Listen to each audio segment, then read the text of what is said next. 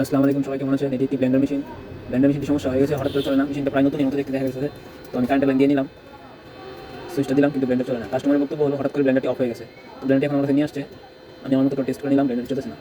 সবাই আমার চ্যানেলটা সাবস্ক্রাইব করবেন এবং কি বেল আইকনটা টিপ দিয়ে রাখবেন। এটি একটি বস কোম্পানি, ইন্ডিয়ান, এটা 2 নম্বর বস। তবে লেখা আছে মেড ইন ইন্ডিয়া।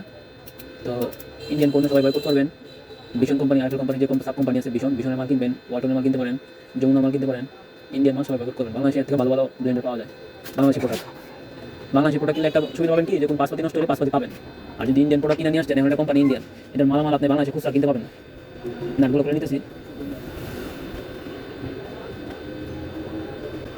সবগুলো নাট খুলে নেওয়া শেষ। সম্ভবত এটাকে ওভারলোড বলে, ওভারলোডটা সম্ভবত খারাপ। ওভারলোডটাকে খুলে নিতেছি। ওভারলোডটা খুলে নেওয়ার পরে বাইপাস করে দেখবো যে ব্লেন্ডারটি চলতেছে কিনা। ওভারলোডে যে ক্লিপগুলো আছে, ক্লিপগুলো খুলে নিতেছি।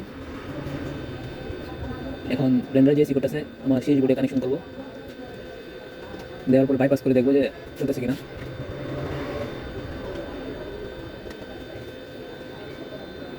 সুইচটা দিয়ে নিলাম। এখন ওভারলোডের যে কানেকশন আছে, বাইপাস করে দিব সরাসরি। হ্যাঁ, বাইপাস করার পরে চলতেছে না। 2 শট লাগালাম, 1 শট হয়তো নাও চলতে পারে। হ্যাঁ, 2 শট লাগানোর পরে ব্লেন্ডারটি চলতেছে, সিরিজ চলতেছে। বিষয় হচ্ছে ব্লেন্ডারটির ওয়াট বেশি, যে কারণে সিরিজের বাতি চলতেছে। যদি ব্লেন্ডারটির ওয়াট কম হইতো তাহলে 2 শটের মধ্যে চলতো। ব্লেন্ডারটির ওয়াট আছে মিনিমাম 300-250 এরকম ওয়াট হতে পারে, যে কারণে বাল্বটা চলতেছে।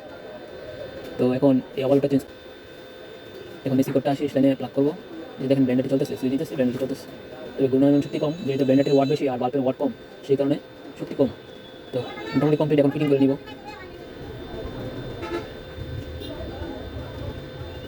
সবাই আমার চ্যানেলটা ফলো করে দিবেন, তাহলে এই ধরনের সমস্যা আপনাদের বাসায় হোম অ্যাপ্লায়েন্স তো আছেই। যদি সমস্যা হয় তাহলে বুঝতে পারবেন যে কোন জায়গা থেকে কী সমস্যা হয়েছে, সহজে টেনশন মুক্ত হবেন। ওভারলোডটাকে ভালোভাবে টাইট দিয়ে তারপর লাগিয়ে দিব।